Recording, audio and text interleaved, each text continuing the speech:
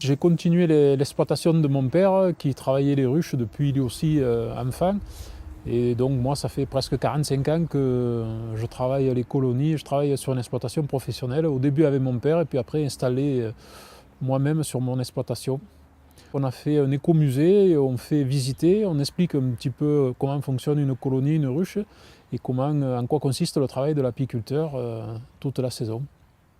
Bien sûr, le fait d'avoir fait le magasin et l'écomusée, c'est aussi pour sensibiliser, faire comprendre un peu mieux aux consommateurs quels sont les enjeux, comment fonctionne une colonie, quelles sont les fragilités de l'abeille et des colonies.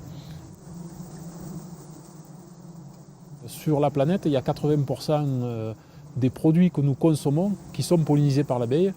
Depuis 45 ans, il y a une accélération énorme de la problématique et de la disparition de l'abeille. Enfin, disparition, j'aime pas trop ce mot, c'est peut-être pas le mot exact pour moi en tout cas, c'est en tout cas des difficultés à maintenir des colonies vivantes, voilà, et des abeilles vivantes.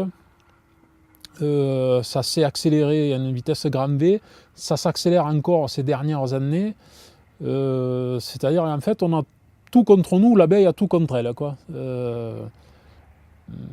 Donc, de par mon expérience, je considère que le réchauffement climatique est la principale cause.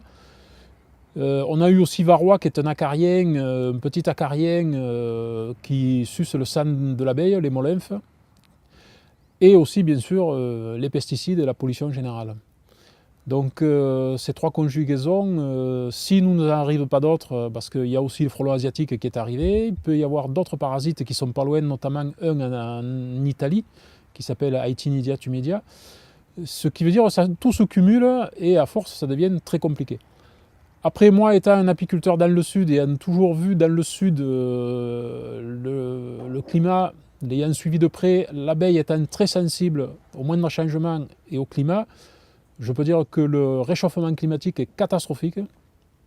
Ça fait longtemps qu'on le subit, nous, apiculteurs. Je pense que d'autres productions agricoles vont s'en rendre compte et commencent à s'en rendre compte. Il faut bien comprendre que l'abeille ne consomme que deux aliments, le pollen issu de la végétation et le nectar issu de la végétation. Et donc, si la végétation souffre de chaleur, de sécheresse, automatiquement elle va fournir un nectar moindre, un pollen moindre, que ce soit en quantité, en qualité et en diversité. Donc l'abeille, automatiquement, elle a une alimentation carencée et du coup, elle est affaiblie, voire extrêmement affaiblie. Une durée de vie plus courte et moins résistante à tous les autres, à tout problème qu'elle peut rencontrer. Si on veut trouver des solutions applicables sur l'exploitation pour sauver les colonies, il faut absolument que les scientifiques et les apiculteurs expérimentés travaillent ensemble, mais c'est peut-être l'une des seules productions où il faudrait vraiment que les scientifiques écoutent les apiculteurs expérimentés, mais je pense que c'est très compliqué. Quand on ne sait pas ce que c'est l'expérience en apiculture, on ne peut pas comprendre ce besoin qui est absolument primordial. Et donc on ne peut pas y ouvrir la porte et le dialogue est très difficile, quoi.